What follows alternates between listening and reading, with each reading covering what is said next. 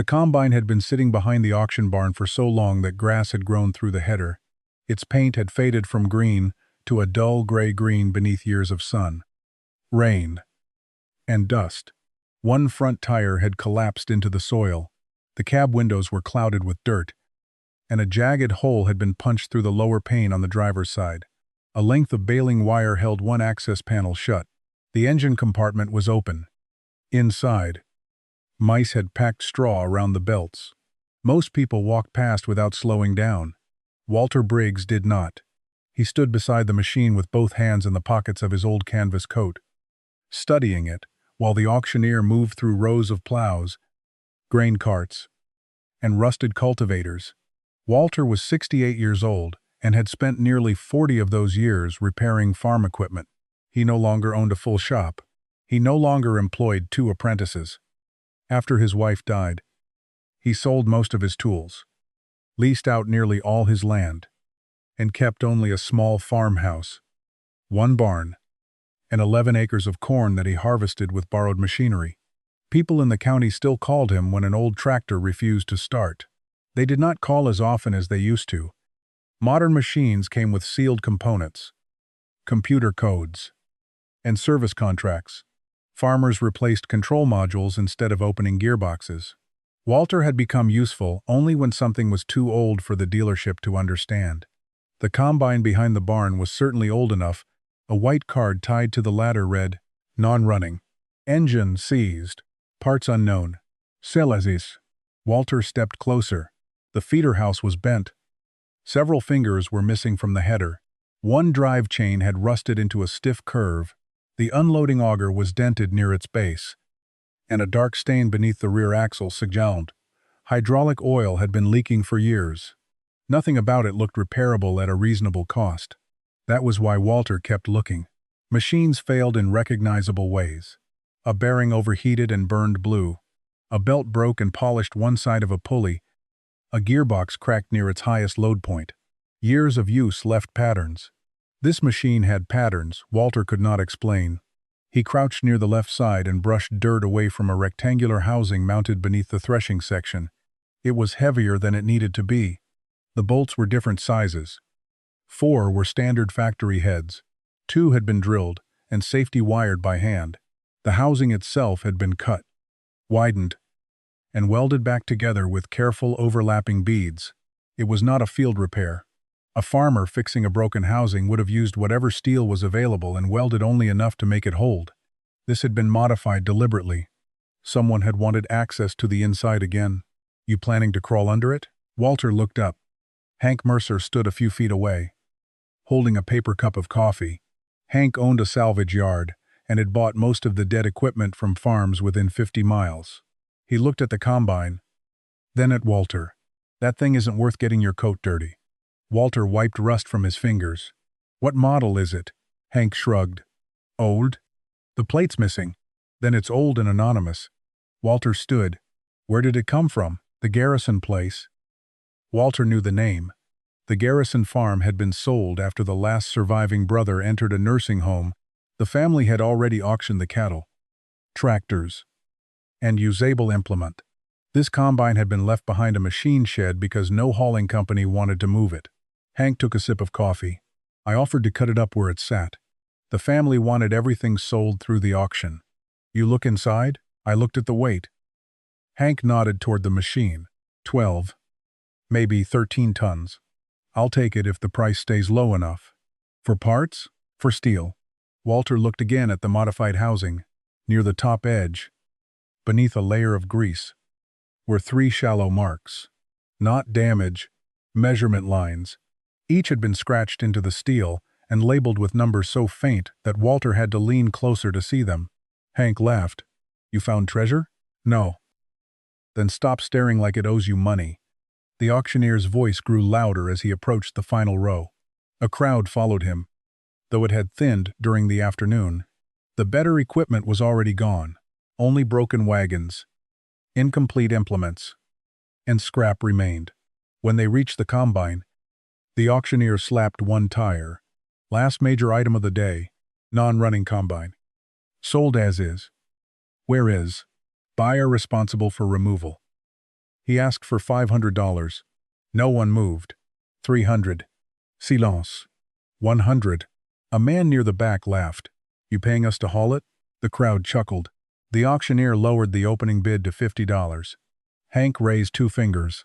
25. More laughter. The auctioneer shook his head. I need 40. Hank looked away, pretending to lose interest. Walter raised his hand. Forte. The laughter changed. Several men turned toward him. Someone said, Walter finally lost it. Another called, You buying a combine or building a fence? Hank stared at Walter. You don't have equipment to move that. I know. You don't have enough land to use it. I know. The motor's locked. I heard him. The auctioneer looked for another bid. No one answered. He brought the gavel down. Sold. $40 to Walter Briggs. A few people clapped as a joke. Hank stepped closer while the crowd moved away. You just paid $40 for a towing bill and a pile of contaminated steel? Walter signed the auction slip without replying. Hank lowered his voice. When you get tired of looking at it, call me. I'll take it off your hands. For 40? No. Hank smiled. I'll charge you for the haul. Walter folded the receipt and placed it in his wallet. Then he returned to the machine. The late afternoon sun struck the exposed side of the threshing body. For a moment, light passed beneath the grease around the modified housing. Walter saw a small metal tag riveted behind it. Most of the tag was hidden, but one corner remained visible. Stamped into that corner was a single letter. Walter scraped away more dirt with his thumbnail. A number appeared beside it. He covered the tag again before Hank could see. Factory machines carried model numbers, serial numbers, and production plates. Experimental machines carried something else. Walter looked up at the broken cab, the seized engine, and the acres of rust. Everyone at the auction had seen a machine that had reached the end of its life. Walter had seen a component that should never have been installed on a production combine. He had not bought the machine because he knew what it was. He bought it because, after 40 years of opening failed equipment, he knew one thing with certainty. This machine had not been built like the others. The combine arrived at Walter's barn 2 days later, on a lowboy trailer. Moving it cost 12 times more than buying it. The driver refused to take the truck beyond the gravel lane because the ground near the barn was soft. He unloaded the combine beside the machine shed and left Walter to pull it under cover with an old tractor and 2 lengths of chain. By sunset, the machine sat crooked beneath the roof. Its header remained outside because the doorway was too narrow. Walter stood in front of it while rain began striking the metal roof. $40 for the machine. $480 for transport. A broken combine he could not use on 11 acres. From the road. It looked exactly as foolish as everyone had said. Walter switched on the barn lights. The weak bulbs revealed rust, dried mud, grease, and years of neglect. Dust coated the cab so heavily that the steering wheel was barely visible through the glass.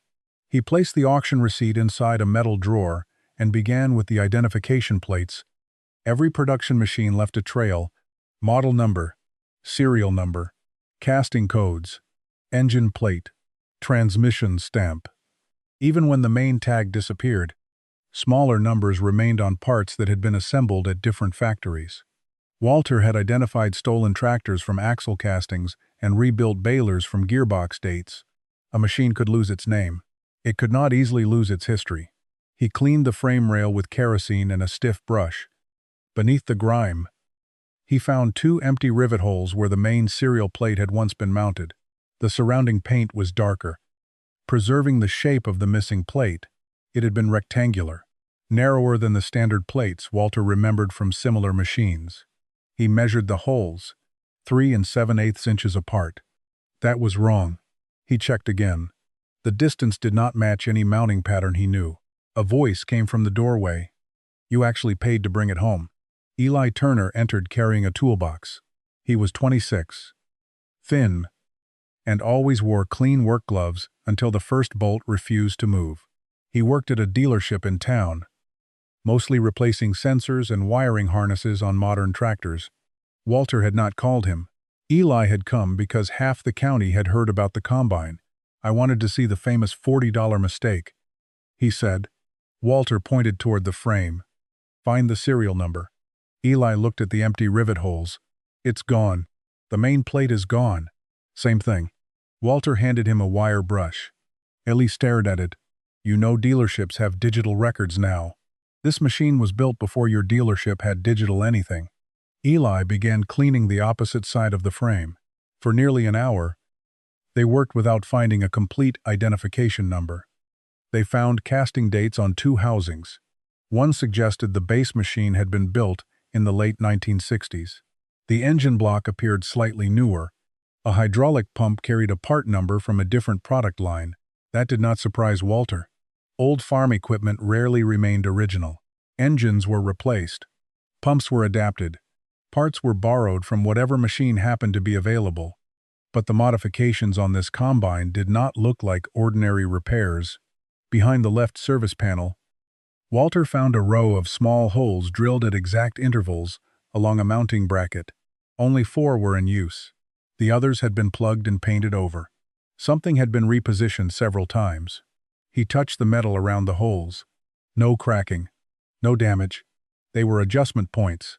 Eli leaned closer. A farmer could have done that. A farmer could drill the holes. What's the difference?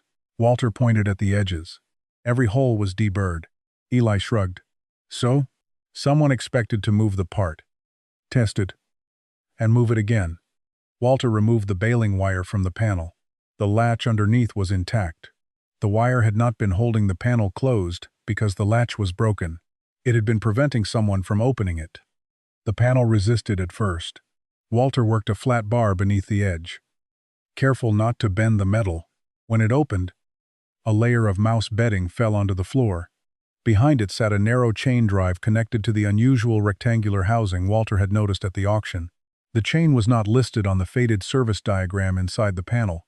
Neither was the small gearbox above it. Eli wiped dust from the gearbox. No manufacturer marks. Look at the bolts. 3 were standard. The 4th had a drilled head with twisted safety wire running through it.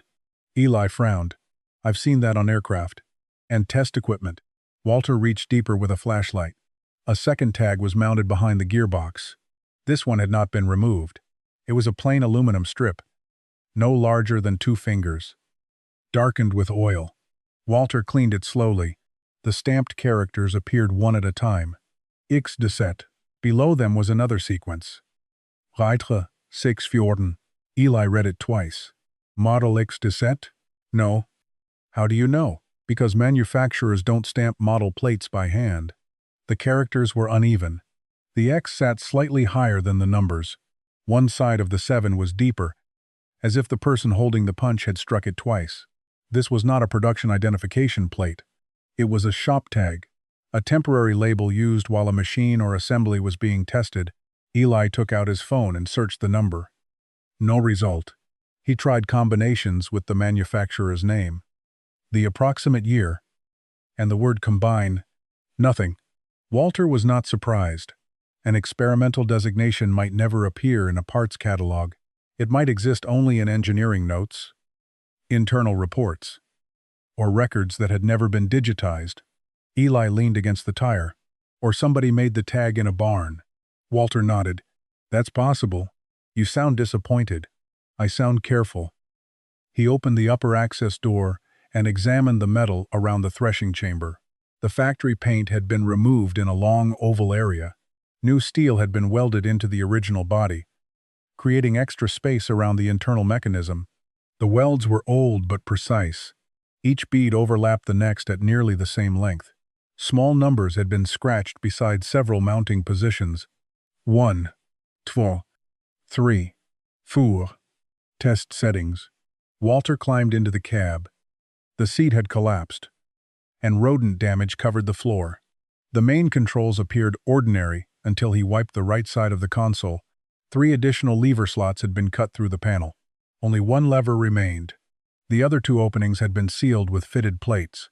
Below them, someone had written faded labels in grease pencil. Walter could read only fragments. Rotor, clear, loss. He stared at the final word.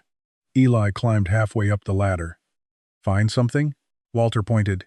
Eli shone his phone light across the console. Grain loss? Maybe. Every combine lost some grain. If the threshing system was too aggressive, kernels cracked. If it was too gentle, grain remained in the heads. If airflow was wrong, good grain left the machine with chaff. Manufacturers spent years adjusting rotor speed, concave clearance, fan speed, and sieve settings to reduce those losses. A machine built to test those variables might carry extra controls. It might also need a modified gearbox, movable brackets, and a widened threshing body. Eli looked from the console to the X17 tag.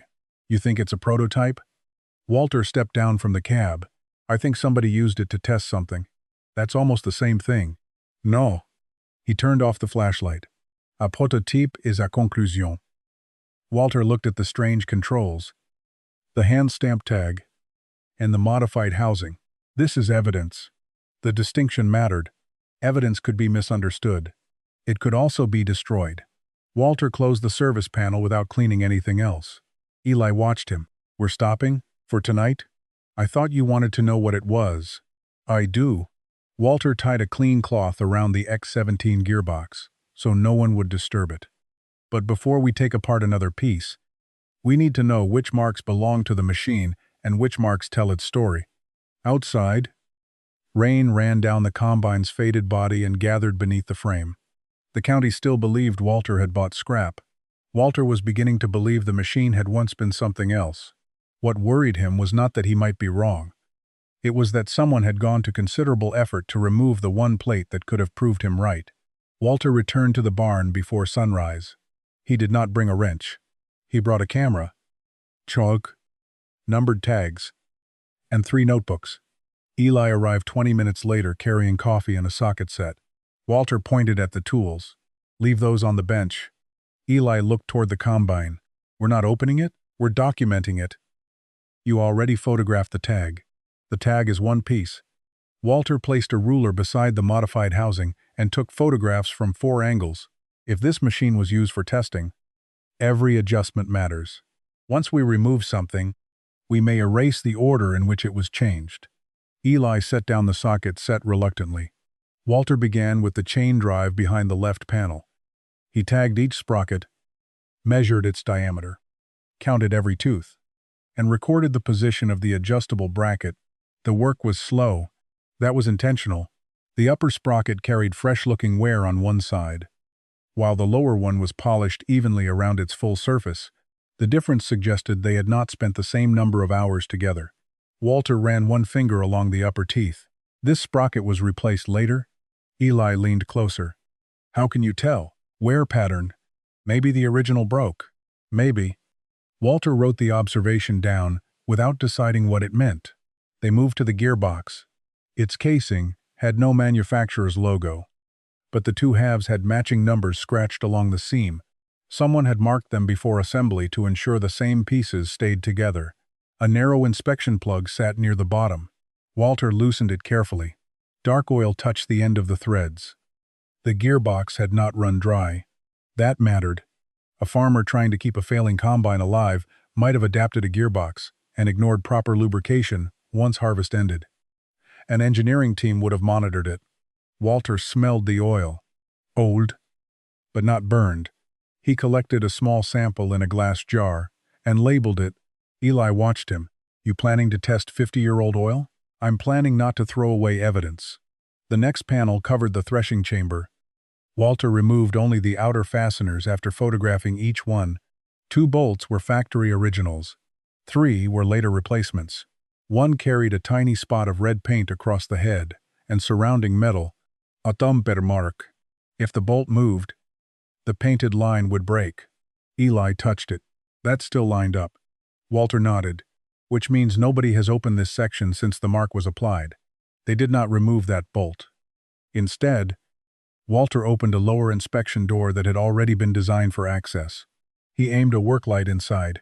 The internal cylinder was unlike any conventional unit he had seen from that period. Most combines of the era used a straight threshing cylinder fitted with uniform bars. This machine had a longer assembly with staggered sections mounted at different angles. Some bars were smooth. Others had shallow ridges. A third group contained narrow slots cut into the metal. The pieces were not worn equally. Several showed heavy polishing along the leading edge. Others had barely touched crop material. Eli crouched beside the opening. It looks unfinished. No. Walter shifted the light. It looks adjustable. Each section was attached through curved slots rather than fixed holes.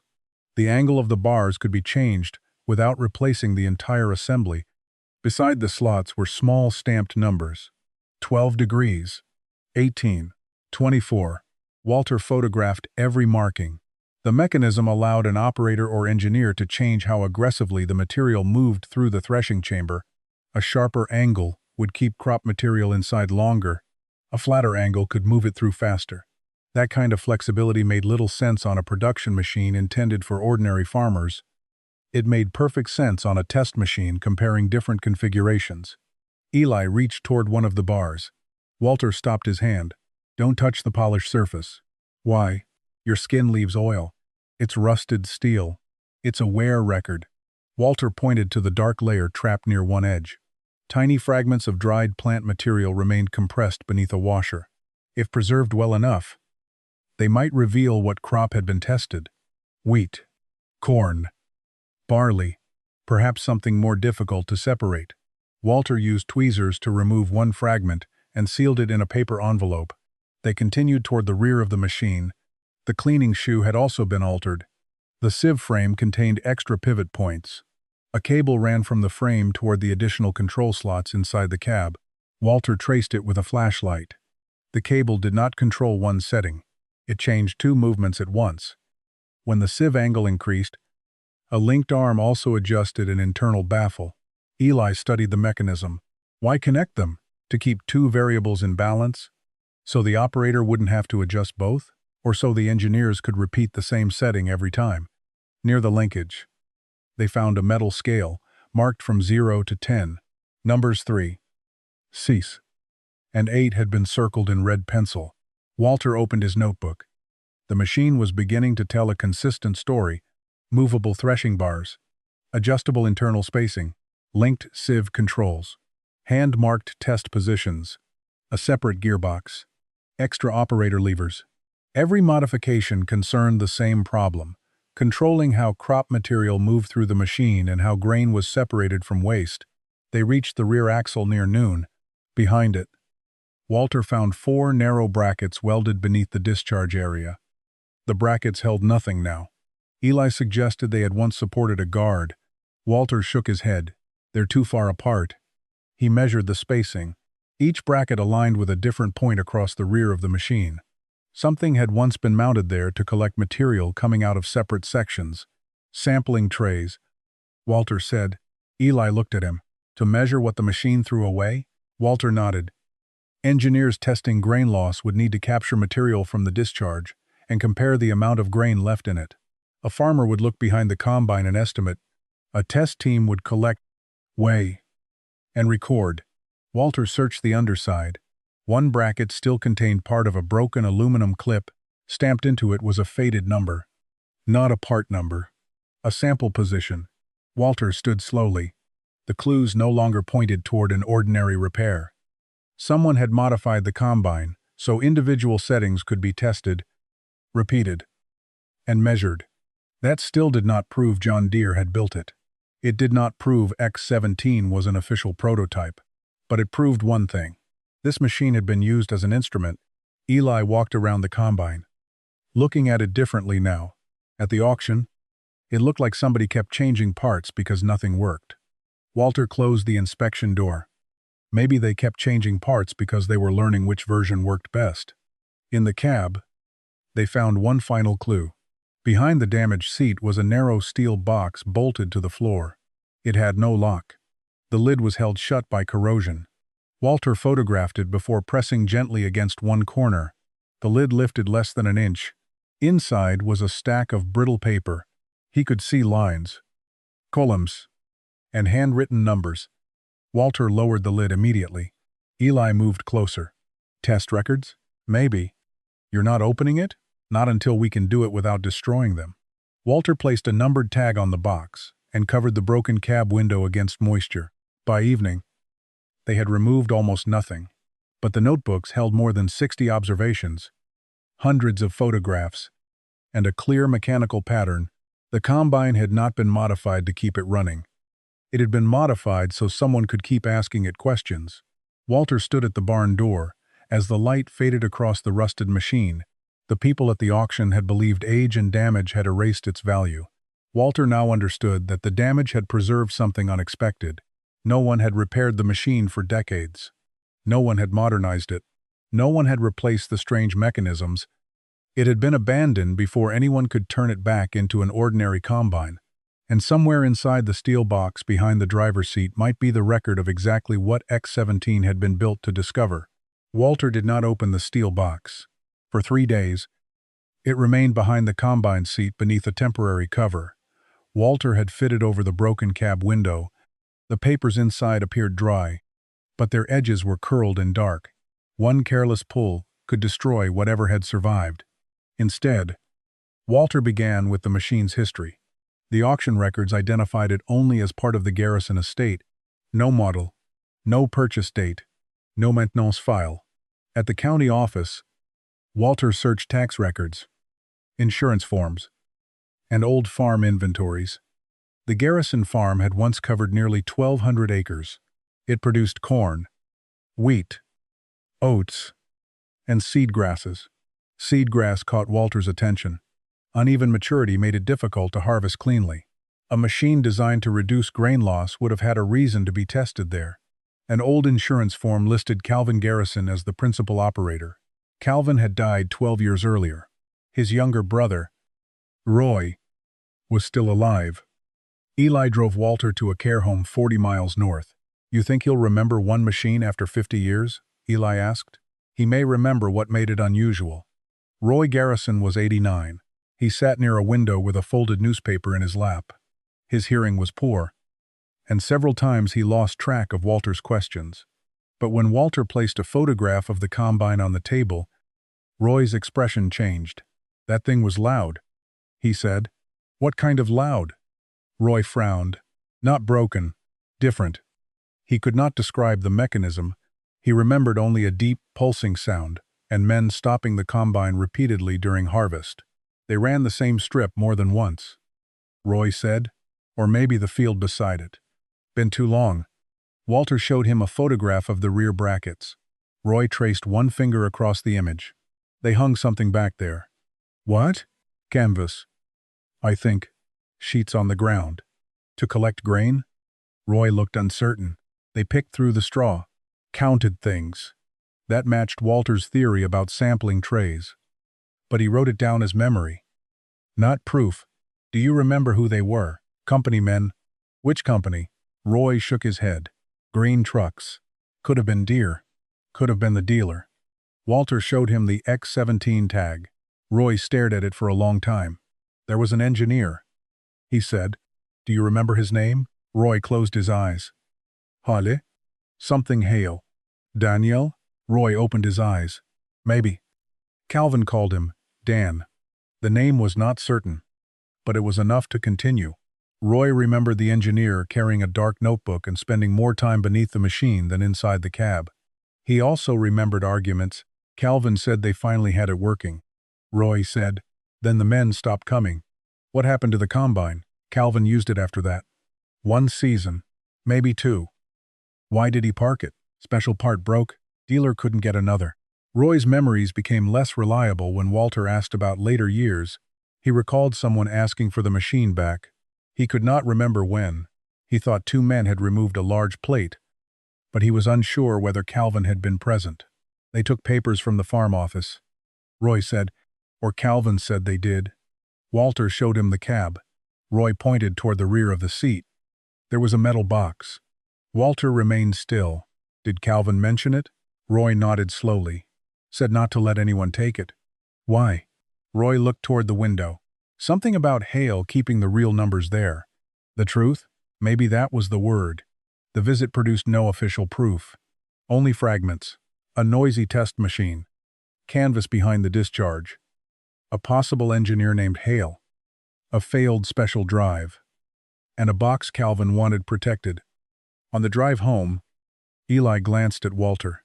You believe him? I believe he remembers something. That isn't the same as being accurate. No. Back at the barn, Walter wrote every uncertain detail with a question mark. Then he searched the county directory for the name Hale. The final working number belonged to Margaret Hale in Westfield. A woman answered after several rings. Walter introduced himself and mentioned Daniel Hale. My father was an agricultural engineer, she said. Walter looked through the cab window at the steel box. I believe I found a combine he worked on. What makes you think that? It carries a hand-stamped tag marked X17. Margaret drew in a sharp breath. Do not take that machine apart. I haven't. And do not open anything behind the seat. Walter looked at the box. Why? Her answer came quietly. Because my father believed that machine had been destroyed. Walter and Eli reached Margaret Hale's farmhouse the following afternoon. The house stood at the end of a gravel road lined with bare maple trees.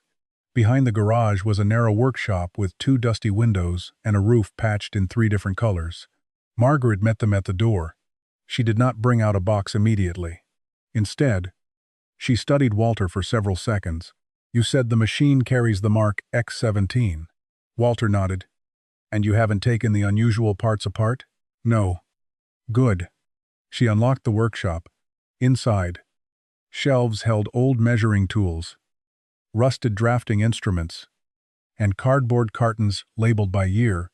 The room smelled of dry paper, machine oil, and wood dust. My father kept nearly everything, Margaret said, but not in any order anyone else could understand. She placed one carton on the workbench. The notebooks inside were not labeled with project names. Most carried only dates or short combinations of letters. Walter opened the earliest one carefully. The pages contained calculations involving crop moisture, sulina speed, concave clearance, and grain loss. Some entries were complete. Others ended in arrows, crossed out figures, or questions written in the margin. Eli turned several pages. How do we know any of this belongs to your combine? We don't, Walter said. Then he found a small sketch. It showed a curved internal bar mounted through an adjustable slot. Beside it, Daniel had written 12 degrees, 18 degrees, 24 degrees. Walter took out the photographs from his barn. The same 3 angles were stamped beside the movable sections inside the combine. Margaret leaned closer. That was my father's handwriting. Walter continued through the notebook. Several pages later, 2 characters appeared at the top. X Deset. Below them was a rough drawing of a threshing assembly divided into staggered sections. It was not a finished engineering plan. Some dimensions were missing, and one side had been redrawn several times. But the shape resembled the mechanism in Walter's machine too closely to dismiss. A note in the margin read, "Flow improves when material is allowed to change direction gradually." Another said, "Damp wheat, less rear loss, at second position." Eli looked at Walter. So Daniel designed it? He worked on it. Walter replied, "That's all this proves." Margaret opened a second carton. Inside were black and white photographs, most without dates or names. Some showed test fields. Others showed machinery partly hidden behind groups of engineers. After nearly an hour, Eli found one image of a combine in standing wheat. Canvas sheets had been spread behind it. 3 men crouched beside the discharge, sorting through straw. The machine's side housing appeared wider than normal. Walter examined the image with a magnifying glass. The identification tag was too small to read. The serial number was not visible, but the modified housing and rear sampling brackets matched what he had documented. On the back, Daniel had written, "Garrison Farm Wet Wheat Trials." Margaret sat down. "My father talked about the Garrison place," she said. "Not often. Usually when he was angry." "Why angry?" Eli asked. "He believed the project worked." She found a black notebook at the bottom of the carton. Its later pages were less technical. Daniel wrote about manufacturing cost, dealership support, and the difficulty of producing adjustable parts in large numbers. One line had been underlined twice. "The machine is no longer failing the test. The test is failing the budget." Walter read it again. The design had not been abandoned because it could not separate grain. It had been abandoned because building, servicing, and selling it would cost too much. Margaret turned several more pages. Near the end, Daniel had written, "Final records returned to field unit. Do not store separately." No serial number followed. No photograph proved Walter's combine was the same machine. But the sentence changed the meaning of the steel box behind the seat. Walter closed the notebook. "Did your father ever say what he left inside it?" Margaret shook her head. "He only said the field records mattered because office files could be rewritten." Eli looked toward Walter. "The box." Walter nodded. The notebooks had established a connection between Daniel Hale, Ixdeset, the Garrison Farm, and the unusual Rotor. They had not yet established identity. That proof, if it still existed, was not in Margaret's workshop. It was inside the machine. Margaret placed the notebook back on the table. "When you open that box," she said, "I'm coming with you." Walter looked at Daniel's sketch. The photograph of the test field, and the words written 50 years earlier. The combine in his barn was no longer merely unusual. It had a documented purpose. What it still lacked was a name no one could dispute. Walter did not sleep much that night. The empty envelope from Daniel Hale lay on his kitchen table beside the photograph marked, "Final Field Evaluation Success." Until now, the steel box behind the combine seat had been only another clue. By morning, Walter understood it might be the reason the machine had survived without a name. Margaret arrived shortly after sunrise, carrying archival sleeves, a soft conservation brush, and a small humidity meter. Eli brought a portable document scanner from the county library. "No cotton gloves?" Eli asked. "Clean. Dry hands are safer for brittle paper." Margaret said, "Gloves can catch an edge before you feel it tear." Walter climbed into the cab. The steel box was bolted beneath the rear wall, protected by the seat frame and an overhanging section of the cab roof. When he removed it, he noticed something he had missed before. The lid was recessed. A hardened rubber gasket ran around its inner edge. It was made to keep field records dry. Margaret said the broken window had exposed the cab to rain. But the box had been designed for harvest testing. Water could reach the steel exterior without reaching the documents inside. Walter carried it to a cloth-covered workbench. The hinge resisted. He applied penetrating oil with a glass dropper, keeping it away from the lid seam. After several minutes, the metal shifted. The box opened. Inside were 3 bundles wrapped in waxed paper. The first contained field data sheets: crop moisture, ground speed, rotor angle, fan setting, grain loss percentage. Each page ended with Daniel Hale's initials. The second bundle held engineering revisions. Some designs had been rejected. Others carried short notes: reduced loss in damp wheat, excess kernel damage, repeat at lower speed. The records showed no miracle breakthrough. The machine had improved through repeated failure, adjustment, and measurement. Margaret opened the final bundle. It contained one folder. Across the front, Daniel had typed "Machine Identification."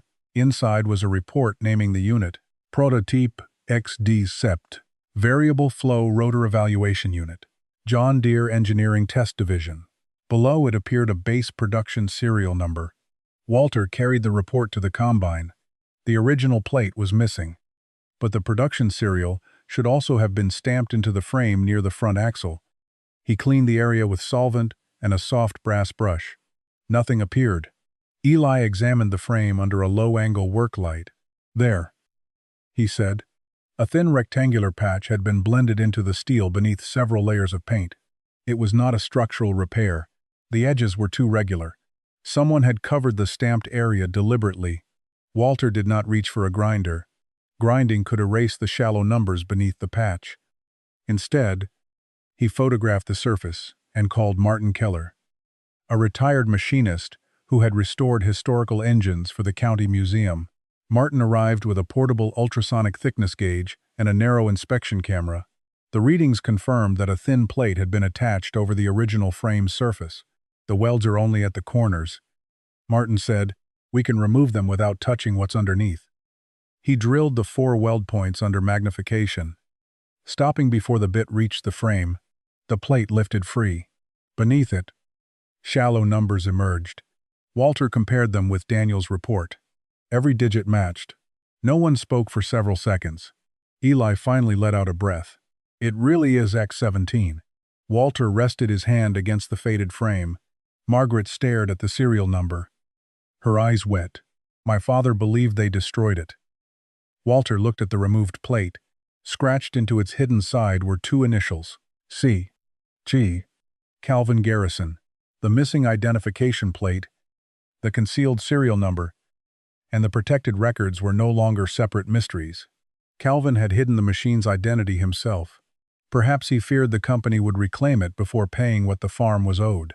Perhaps Daniel had told him the records mattered. Whatever the reason, Calvin had not erased the truth. He had buried it beneath steel. That afternoon, Walter scanned every document and stored copies in 3 locations. Then he sent 5 images to John Deere's Heritage Department. The X17 tag, Daniel's report, the exposed frame number, the 1971 photograph, and Calvin's marked cover plate. His message contained one sentence: "I believe one of your lost engineering prototypes still exists." 2 days later, the phone rang. Richard Cole arrived 3 days later in a dark pickup with no company logo. 2 engineers came with him. One carried a hard case filled with measuring equipment. The other brought a camera, a flashlight, and several sealed evidence bags. Walter noticed they did not begin with the engine. They began with the frame. Richard compared the exposed serial number with the report 3 times. Then he photographed the hand-stamped X17 tag and measured the distance between every rivet. The younger engineer, Melissa Grant, examined the modified threshing housing. "These welds weren't done in the field," she said. Walter nodded. "That's what I thought." Melissa pointed to a row of overlapping beads. "Controlled shop process. Same heat pattern. Same spacing." The second engineer, Paul Dyer, opened the lower inspection door and studied the adjustable rotor. He remained there for several minutes. When he finally stood, his face had changed. "I've seen this geometry before." Richard looked at him. "Where?" "In an archive development drawing. No photographs. Only a partial section." "Project name?" Paul glanced toward Walter before answering. "Variable Flow." Margaret stood near the workbench holding her father's notebook. "That was Daniel Hale's project." Richard turned toward her. "You are Mr. Hale's daughter?" "Yes." She placed the 1971 photograph beside the engineering report. Richard studied both, but he did not react emotionally. Walter understood why. The company had not come to admire the story. It had come to verify the object. For the next 4 hours, they inspected the machine piece by piece. The adjustable rotor matched Daniel's drawings. The linked sieve mechanism matched his test notes. The rear brackets aligned with the sampling system shown in the field photographs. Even the unusual gearbox carried internal machining marks consistent with a small engineering shop rather than mass production. But one problem remained. John Deere's surviving records listed X17 as dismantled. Richard opened a folder he had brought from the archive. According to the document, the prototype had been ordered, scrapped in November 1972. The form included a supervisor's signature and a disposal confirmation. Eli stared at it. "Then either this is an X17 or that document is false." Richard looked at the stamped frame. "The machine is X17. Then someone lied." Richard did not answer. Walter examined the disposal form. The confirmation contained no weight ticket, transport number, or salvage receipt. Only a handwritten statement. "Unit destroyed. Major assemblies removed." Walter tapped the sentence. "Who signed this?" Richard hesitated. "A project manager named Charles Voss." Margaret looked up immediately. "My father wrote about him." She opened the black notebook and found a marked page.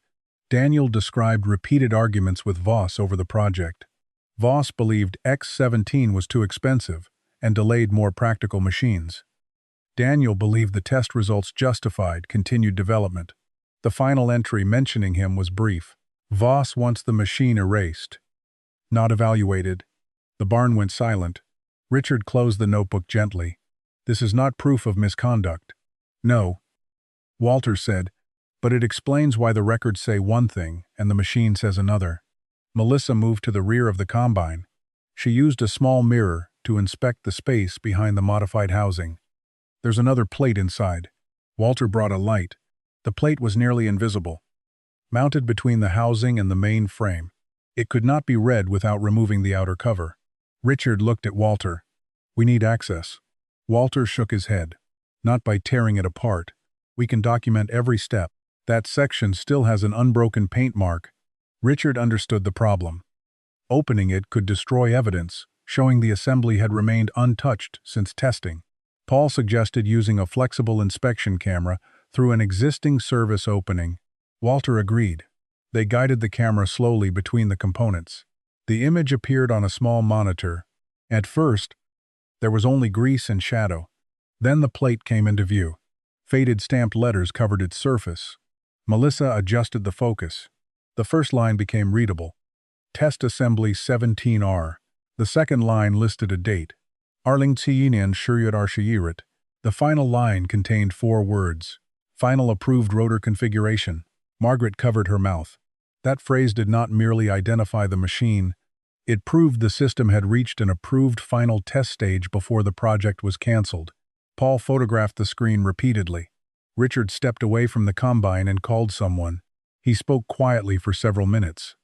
Walter could not hear most of the conversation, but one sentence carried across the barn. "No, this is not a replica." When Richard returned, his professional calm had become more guarded. "We need to review the records again." Walter crossed his arms. "You already know what it is. We know it is authentic." "Then say it." Richard looked at the combine. "This is the only confirmed surviving X-Series variable flow prototype." Eli smiled. Margaret closed her eyes. Walter felt no triumph, only relief. The machine had finally been named by the company that built it. Then Richard added something none of them expected. "Until this morning, our archive showed no evidence that any complete X-Series machine survived." Walter looked at him. "What happens now?" Richard glanced at the documents, the photographs, and the rusted combine under the barn lights. "Now the company decides how badly it wants this machine back."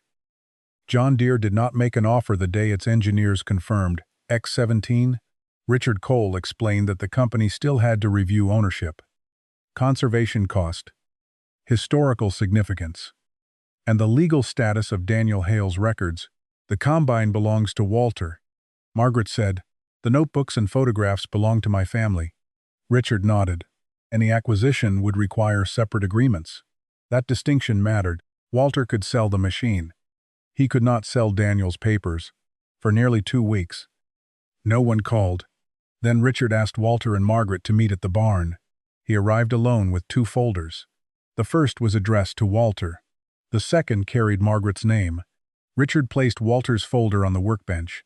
"The company is prepared to offer $45,000 for X17. Walter read the figure without reacting.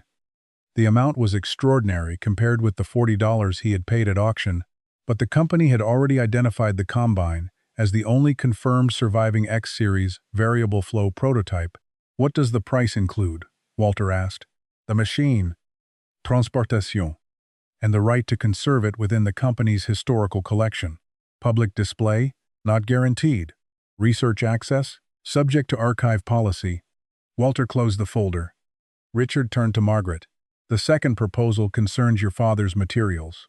John Deere would purchase the physical records and receive full reproduction and publication rights." Margaret did not open it. "Would Daniel be named? He would be credited in the archive. In the public exhibit, if there is an exhibit. His role would be acknowledged where appropriate." Margaret looked at Walter. The phrase meant almost nothing. Walter understood the problem. John Deere was not making one offer. It was trying to acquire 3 forms of control: the machine, the evidence, and the right to decide how the story would be told. Richard remained professional. "The company must consider conservation expense. X17 is incomplete, non-operational, and difficult to transport. The records also require archival treatment." "All true," Walter said, "but none of that explains why the offer treats the machine like an ordinary antique." Richard folded his hands. "The valuation is preliminary. How many comparable X-Series machines have been sold?" "None." "Then what did you compare it with?" Richard did not answer directly. He said the committee had considered experimental machinery, incomplete prototypes, and agricultural artifacts held by private collections. Walter looked toward the combine. Without Daniel's records, X-17 was a rare machine. With them, it was a complete historical case: design, testing, cancellation, disappearance, and survival. Margaret finally opened her folder. The agreement transferred all originals to the company and placed no requirement on public access. She closed it again. No. Richard looked at her. May I ask which term concerns you? The part where my father disappears into a storage room for the second time. Richard did not argue. That afternoon, Hank Mercer arrived after hearing rumors about the offer. He stopped inside the barn and stared at the combine. So they really want it back. They want to buy it, Walter said. Hank looked uncomfortable. The Garrison family knows? Not yet. I'm contacting the estate before I sign anything. Hank nodded toward the machine. They sold it without knowing what it was. So did you. Hank's expression tightened, but he had no legal claim and seemed to know it. I offered $25 because I saw scrap. I paid $40 because I saw something I didn't understand. That ended the argument. After Hank left, Walter called the representative of the Garrison estate. The sale was confirmed as valid. The family did not challenge Walter's ownership, but they asked that Calvin's role in preserving the machine be recorded. Walter agreed. That evening, he, Margaret, and Eli wrote their conditions. Daniel Hale must receive public credit. Calvin Garrison and the test farm must be included in the official history. The records must be digitized and preserved in an independent public archive. Qualified researchers must be allowed access. The machine must receive a guaranteed public exhibition period. Margaret would retain ownership of Daniel's originals unless a separate agreement protected those conditions. Walter sent the list to Richard. At the bottom, he added, "You are not purchasing the right to make this history simpler than it was." 3 days later, Richard called. The committee wants to review the evidence again. Walter looked toward X-17. The first offer had placed a price on the machine. The next one would have to account for what it proved.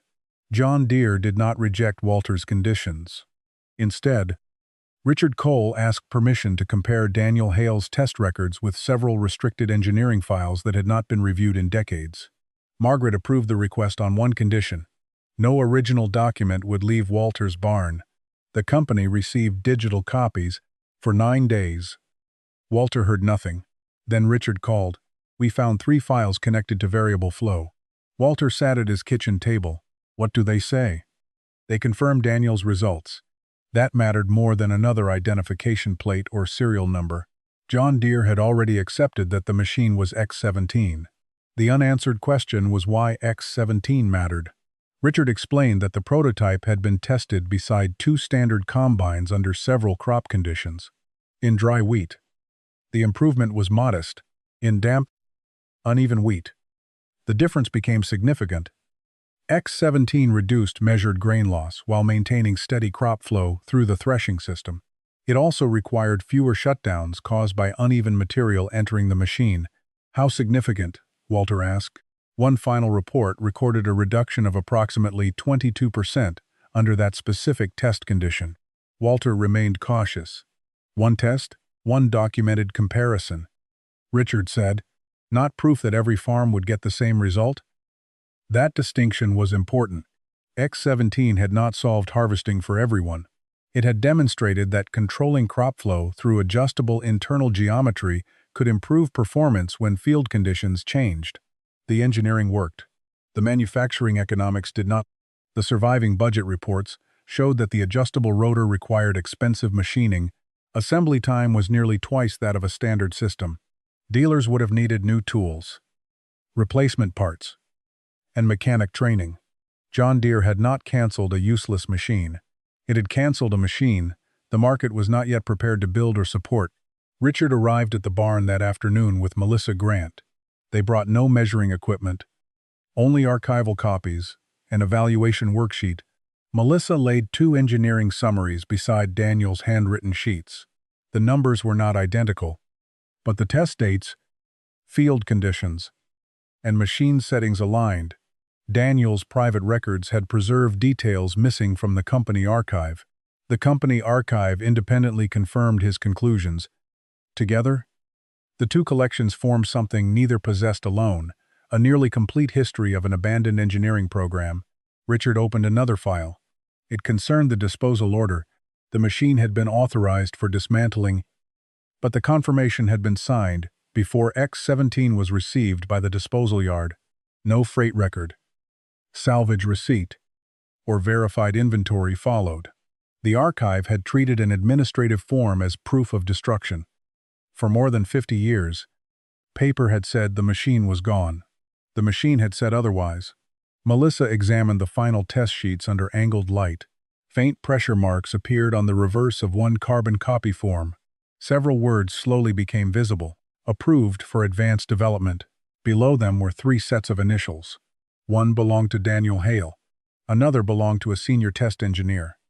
The third belonged to Charles Voss, the manager who later recommended cancellation.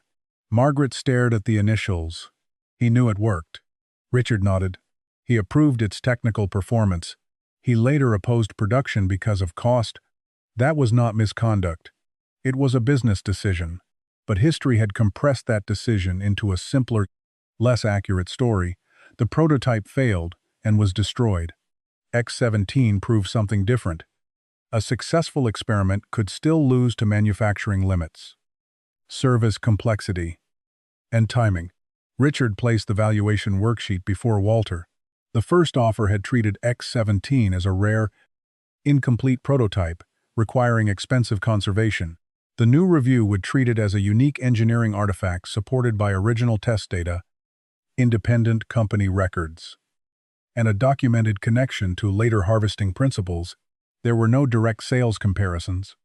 The committee would consider its uniqueness, research value, archive completeness, conservation cost, and significance to the company's technical history. Richard drew a line through the previous figure. The $45,000 offer is withdrawn. Eli looked up. Withdrawn? Richard closed the file. The next offer will be based on what this machine proved, not merely on what it is. Walter looked toward X-17. Its rust had not changed. Its value had. The second offer arrived in person. Richard Cole returned with a company attorney and a thick folder carrying John Deere's legal letterhead. Walter did not invite them into the house. They sat at the workbench inside the barn, beside the machine they had come to buy. Richard opened the folder. The review committee completed its valuation. He slid a document across the table. Walter read the number twice. 320 yuan. Ling ling ling. Eli inhaled sharply. Margaret remained silent.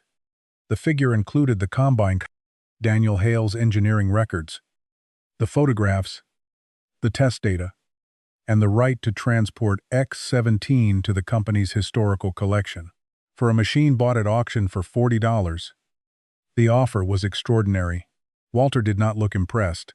He turned to the section titled Conditions of Acquisition. The language was precise. John Deere would preserve the machine. It would digitize the records. It would credit Daniel Hale as the lead project engineer. It would acknowledge the Garrison Farm as the surviving test site. The prototype would be made available to qualified researchers. Public display, however, remained conditional.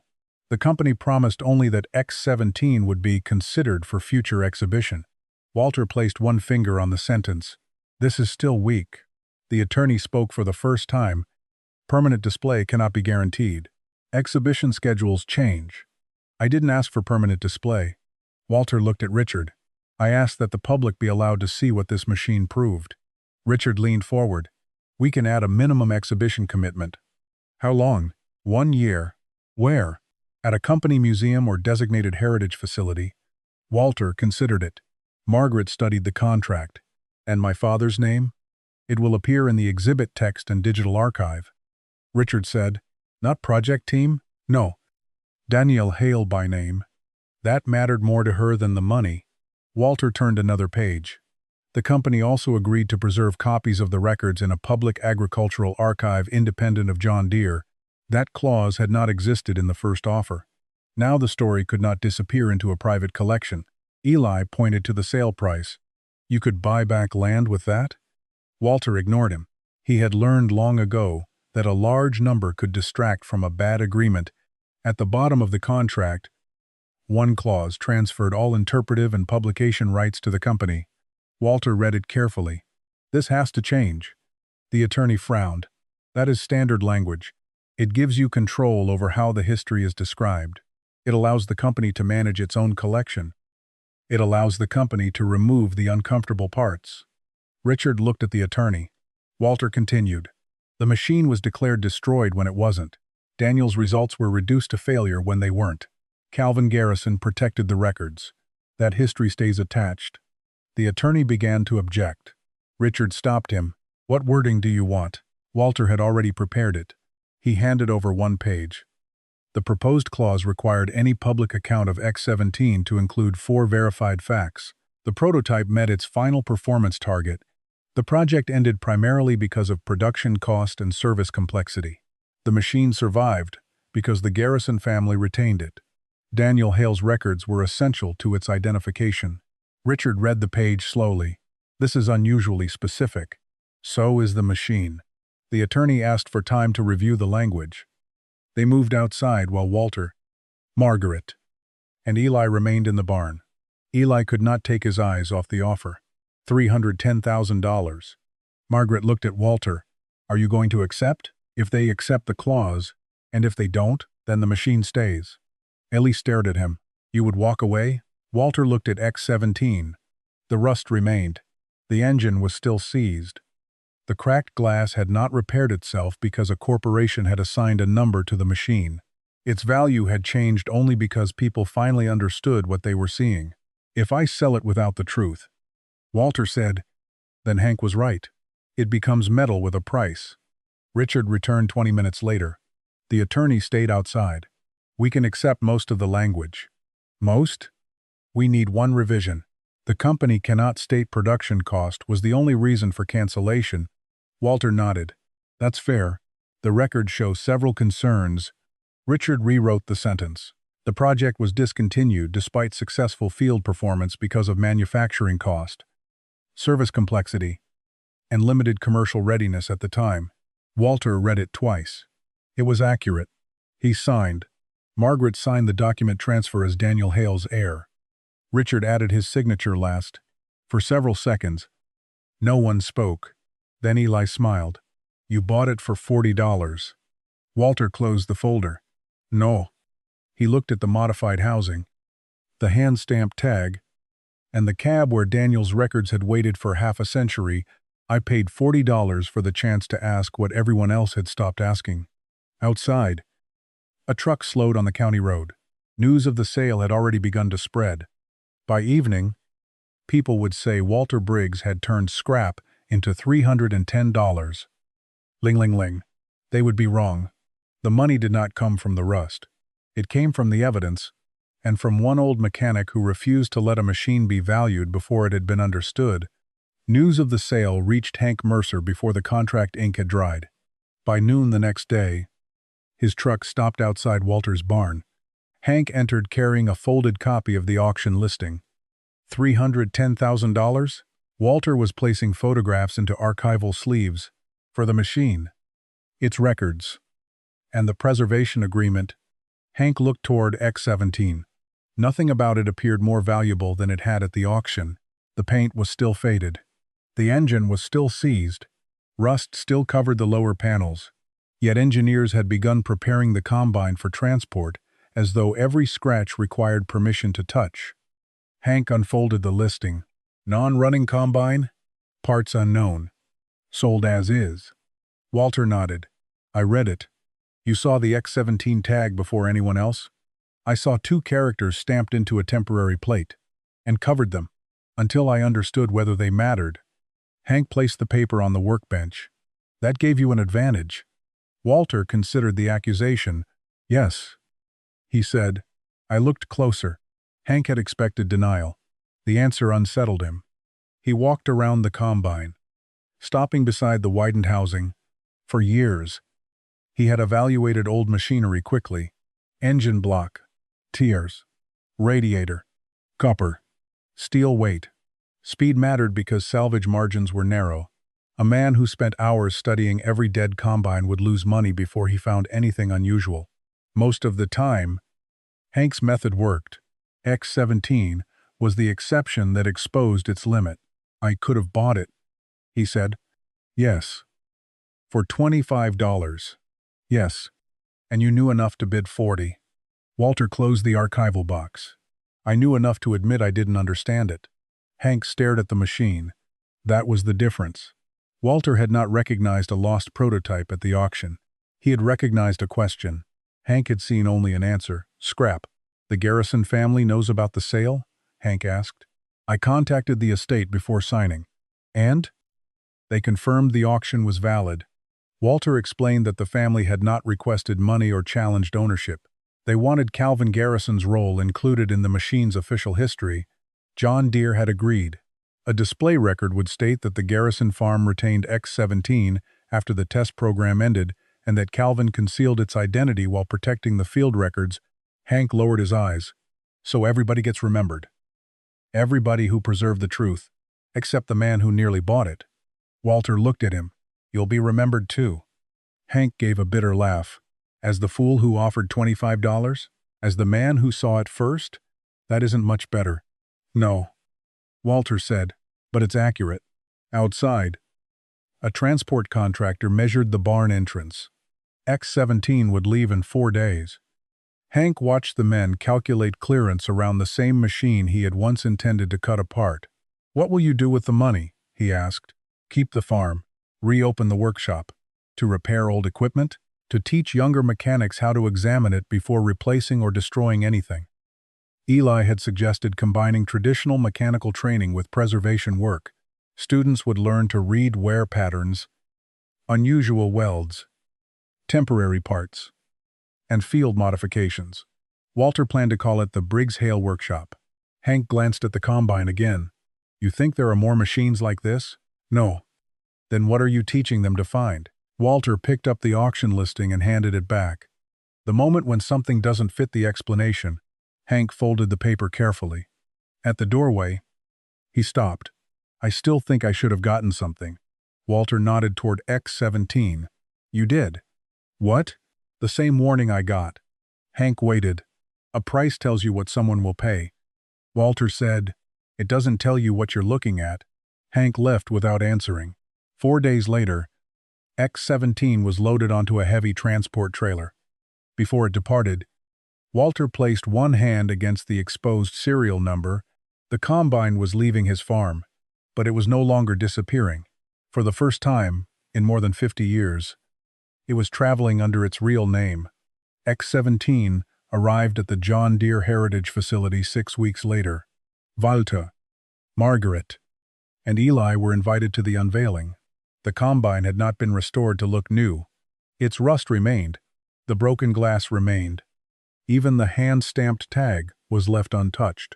Only the dirt had been removed, and each fragile part had been stabilized. Beside the machine stood a large display panel. It did not mention the $310,000 price. Instead, it read, Prototype X17 Variable Flow Rotor Test Machine. Below that were the names of Daniel Hale, Calvin Garrison, and Walter Briggs. Margaret stared at her father's name for a long time. "He finally got credit," she said. Walter nodded. A video screen showed Daniel's drawings, field photographs, and the test data recovered from the box behind the seat. Visitors could see why the machine mattered.